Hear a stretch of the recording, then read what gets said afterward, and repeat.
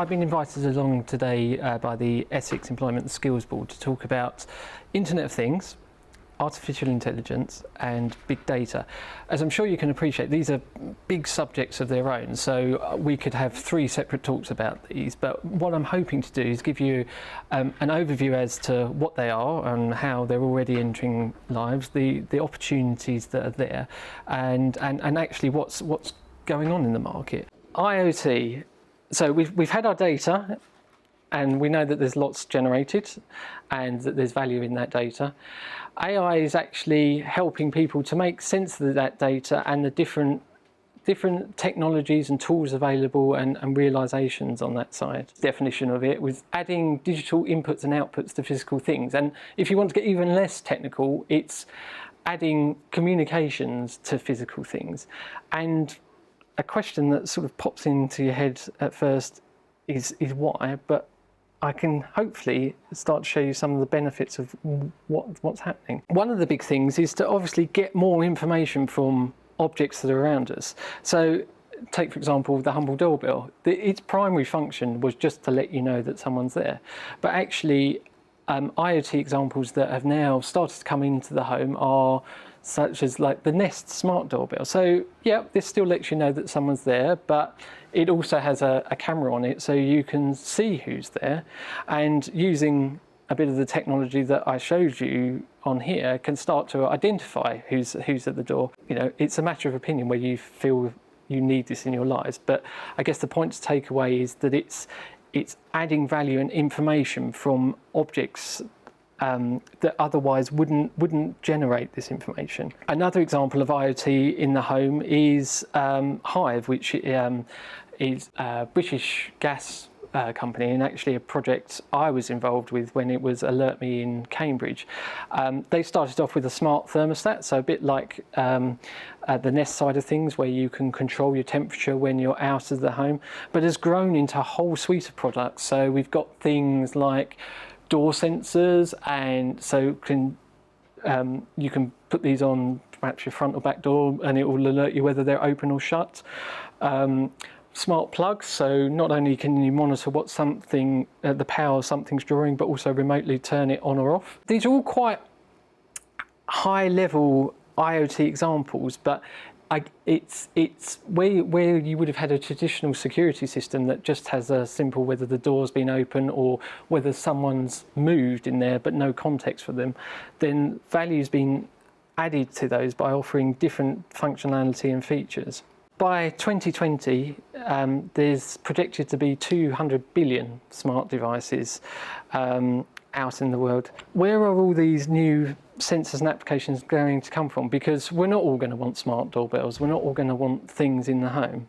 One of the major issues that we face with making things smart is it's fine when it's in a home environment or a building environment because there's power sources and there's normally communication, so you can talk to things via Wi-Fi or such like. But actually a lot of the things we need to monitor that aren't near a power supply, so okay, the solution to that is using battery, but trying to communicate to them is a real problem. So if you're far enough away, yes, okay, you can use the mobile phone network, but actually if you've ever come to do that in real practice, as you know from talking on your phone, it uses massive amounts of battery. So what's happened quite recently is LPWAN, which stands for low power WAN.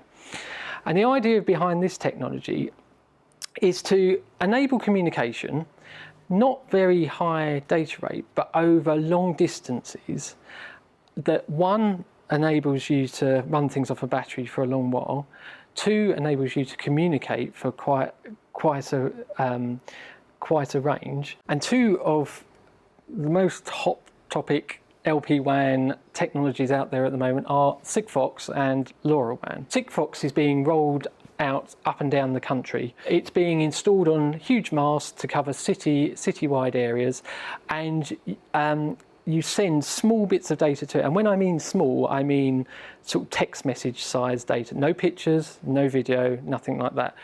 But that has a really interesting use case, because while we do have things like smart cameras in our home and so forth, actually a lot of the stuff we need to monitor, we don't need that bandwidth at all. We just need to know what the temperature is or whether something's present. Actually, having that restriction still makes it a very useful application. The thing with Sigfox is it is also a bit like the mobile phone networks in that you sign up for a subscription. So you'd pay £1 a year for Sigfox to send data over Sigfox network, which is good, is good. But if you're rolling things out quite large scale, that starts to become a bit of an issue. So the other technology that's happening at the moment is LoRaWAN, and this is quite different in that there's not a sort of national rollout as such. There's companies that are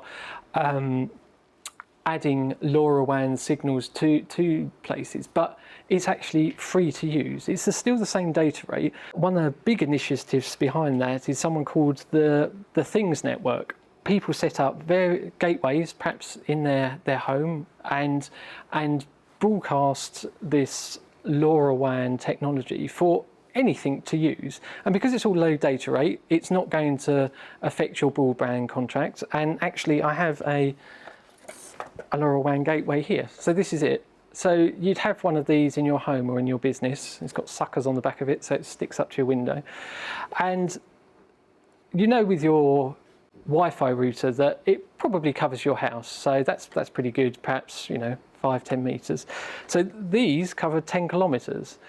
And so anything within a sort of 10-kilometer range, is able to communicate and you're able to send data back. So what's happened is through this initiative, they've had initiators try and set up networks in different areas, and there's actually one being set up in Chelmsford, so I'm the initiator for Chelmsford, but I had a look on the map and there's actually somebody in Colchester down in Wivenhoe that's got one in their house. So these new sensors and technologies are now starting to reach the market. So the slides I showed you previously with things like Hive and Nest, it's all very much high data rate, but these newer type of sensors that are low power and connect invisibly are now starting to reach the market.